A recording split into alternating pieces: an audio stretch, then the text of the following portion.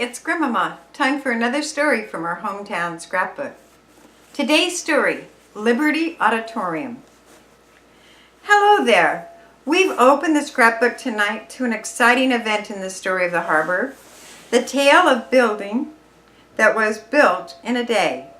It's a story about the people who did it too, and how the country marveled at the spirit and drive of the folks down Harbor Way when the nation was busy with the First World War. It's the story of the old Liberty Auditorium that, actually, the whole harbor had a hand in building, and how it was erected by public-spirited Grays Harbor workmen in one stirring day. It's also the story of Grays Harbor people who gathered in that old hall to observe the country's memorial occasions, and those who stood on its platform to sound the call for a unified public spirit. Now, all of that may sound like so much idle heroics, but it was the real people, the phases of Grays Harbor's story, one that we can't possibly omit from our scrapbook, particularly at a time like this when we have Armistice Day coming up and most folks are turning the calendar back in their thoughts to the day 31 years ago when the harbor went wild with excitement over the end of the war to end all wars. Now, before our story, here's Dick Crombie to take a customary few seconds from our sponsor. If you're a newcomer to Grays Harbor, let's begin by asking you if you've ever noticed those two wooden buildings on the corner of Wishkah and Jefferson Street where the Colonial Cafe and the Olympic Bakery are located. The one on the inside, farthest from the corner, is going to figure prominently in our story tonight. And that's the building that made history on a Sunday in 1918, when Grays Harbor was rolling up its sleeve with the rest of America to fight a war. The nation had been at war for 1 year when Grays Harbor got the idea for a Liberty Auditorium. The project had become quite the fad along the coast, with many towns and cities erecting structures of one type or another dedicated to the war effort. They became headquarters for wartime activities such as bond drives, patriotic rallies, or were used as soldiers and sailor clubs. And in May 1918, a group of Grays Harbor men, mostly from Aberdeen, got the idea of a Liberty Temple, as they called it for Aberdeen. Just where the germ of the idea originated is not recorded here, but there has always been a strong suggestion that it came out of the officer of cashier W.J. Patterson of the Hayes and Hayes Bank. In any event, it was promptly seized upon and endorsed by the 4L organization, the Loyal Legion of Lumbermen and Loggers, and the whole town swung into line behind the project. A committee was named to build the building, headed by A.A. Brown, chairman, with William Vassbinder, secretary, and R. Beach, treasurer. Another group was named as trustees for the building, and a second building that was projected before the first one was even started, the Red Cross building. The trustees were W.W. Caldwell, C.H. Cook, W.C. Peckham, J.W. Clark, and Frank Height. And then the communities and the trustees and the bankers of the project gathered to work out their problem. They named a committee to raise funds for materials. Sam Bowes headed that. H.M. Allison was selected to obtain the fixtures for the building, and J.G. Horn, the local representative of the U.S. Employment Bureau, was named the head man to obtain labor. E.C. Miller, Ed Anderson, and John Wilson were to compose a committee assigned to obtain lumber and shingles for the building. The structure had to have a plan, a lot, perhaps in the reverse order considering the importance. Anyhow, the men behind the building, Billy Patterson, offered a lot that he owned on the corner of Wishkah and I Street, and a lot on which the Becker Building has stood for now the past 25 years. The architectural firm of Haynes and Troutman volunteered their services for the design of the structure, and everything seemed ready to go. Someone on the committee got the idea of building the entire auditorium in a single day, and the idea caught on. They figured out that the man hours required to do the job and to put the proposition up to the local organization board. A carpenters union committee composed of Frank Height, H.G. Kirk, and L.L. Alexander agreed to furnish carpenters.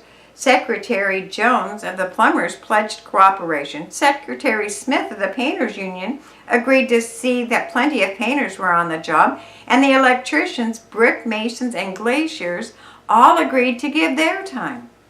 But the committee felt that to drive the piling, place the sills, and erect the building all in one day would be impossible. So they appointed A.A. Bloomquist to head the committee to get the piling and drive them, and to lay the sills for the floor construction. To solve the first part of the problem, loggers and Wilson's brother Camp gave their evening time to cut and get out 90 pilings for the structure. They were driven by volunteer crews working evening and finishing their job on Sunday, May 26th. The next Sunday was the day set for the city's big barn raising, the most spectacular cooperative effort that the town has ever undertaken. Throughout the week, the evening paper kept the public posted on the event, and during the evenings when they had time, volunteer carpenters working in the old Aberdeen cabinet shop turned out window frames and door frames and sashes to trim the building. By Sunday, they had completed the millwork and had stacked it all neatly beside the building site. At that time, the lumber committee had done its work as well. The seals had arrived and been placed. The shiplap, dimension lumber, and structural materials for the trusses were piled around the site on I Street and on Wishkah. Shingles were stacked in the alley with the bricks for the flues, and the kegs of nails began to arrive. Bolts and finished hardware. When Saturday night rolled around, a squad of soldiers from the local detachment stood guard over the mountain of materials ready for the great day. And the great day was planned right down to a second. For one thing, the committee had announced with great assurance that the flag would be hauled up on the new flagpole promptly at 12 noon. That meant that the roof had to be on, a virtual necessity to produce the placing of the flagpole.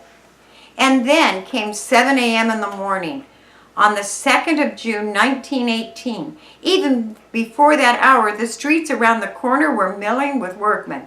A few minutes before the hour, the Motor Ship Corporation band marched up and took their station right behind the middle of the intersection at Wishkah and I Street. And at 7 o'clock, 10 gangs of carpenters, each gang 25 strong, marched onto the job to the strain of Over There played by the band. The big push had started. The framing began to go up and the floor rolled across the ready-laid sills. By 9 a.m. the skeleton of a building showed against the sky. The columns were up. The trusses for the roof were in place. By that time the populace could see what a task the committee had undertaken for a single day. It was a full-sized 50 by 130-foot building with an auditorium that would seat 1,500 people. Workmen were framing the stage and the dressing rooms before all the trusses were in place. Noon came, but no flag raising. The trusses were not all in the place as yet, and the workmen were interested in the big luncheon that had been promised. It was to be served in the dining room of the Motor Ship Corporation yards down at the foot of Lincoln Street. But a Mills committee headed by Patterson had taken care of that. At 12, they had the band plan the crews off the job, how you're going to keep them down on the farm, and nearly 100 cars drove up to load the workers aboard for the trip to the dining hall. The Mills Committee, 32 prominent Aberdeen businessmen, headed by Billy Patterson, served the enormous meal of roast pork with applesauce and all the trimmings. Then the cars carted the men back to the job. This time, because the street was blocked, the cars dropped the workers at the corner of Heron and I Street, and they formed a column of 8 files and marched to the building.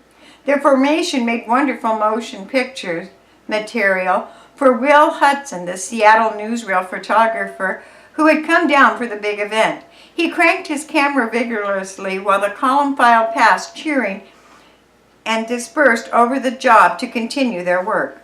By 4 o'clock, the roof was boarded, and the shingles were sweeping across it like an incoming tide. 40 shinglers were swarming over the roof, laying the fresh cedar. It was nearly 6 o'clock when the flagpole was in place and ready for the delayed ceremony.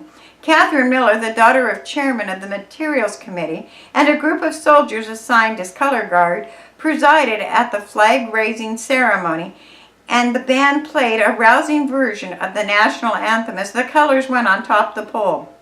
But there was still work to do. The electricians, plumbers, and brick masons had to keep up pace with the work, but the painters had been prevented from coming on the job by the swarm of workmen who were in the way. So as the flat went up, the painters went at the exterior. They concentrated on the trim, priming the windows and doors and frames, and giving the walls a first coat of gray paint. In the committee's headquarters, Waldo Hart's insurance office across the street, in what is now the Bank of Commerce building, the head men of the projects were measuring the work to be done against the time left to finish.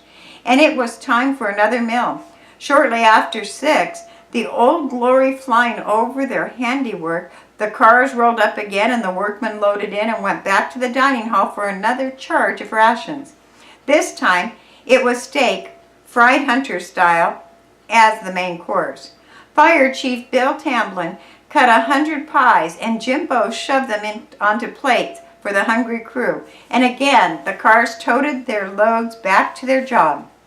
But by this time, many of the men had put in a 14-hour day, and there was plenty of work to be done in the shipyard, mills, and logging camps the next day. So they gathered their tools and went home.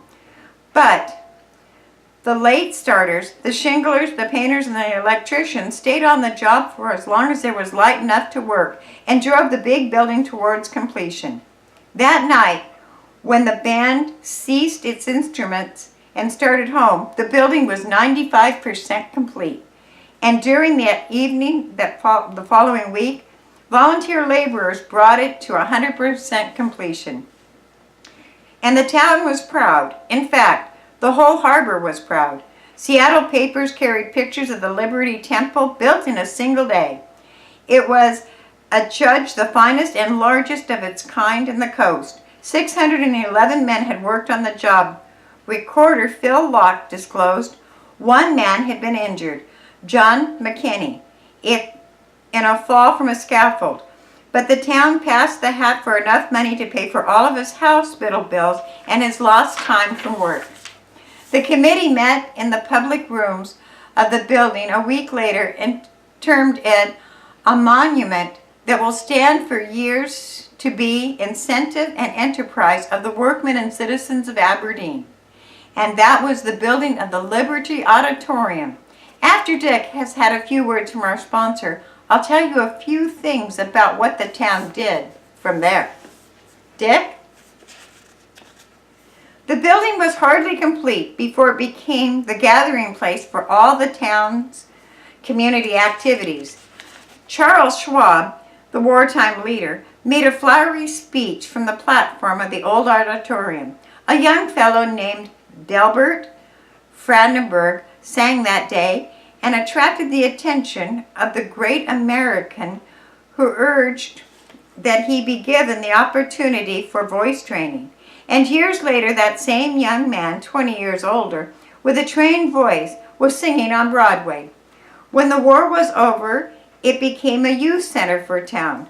The high school held its first hijinks on its stage, and the school's basketball teams played in their home games there. It was the scene of victory dances after the war, band concerts, and civic and political meetings, and until it was slid onto rollers to be moved to its present site on the West Wishkah Street, and to make way for the construction of the Becker Building, the Liberty Auditorium and the Red Cross Building built later adjoining it were the monuments that the committee had predicted they would be, to the spirit of the community that would always do things bigger and better, the community that we find recorded tonight in our hometown scrapbook. Thanks for listening.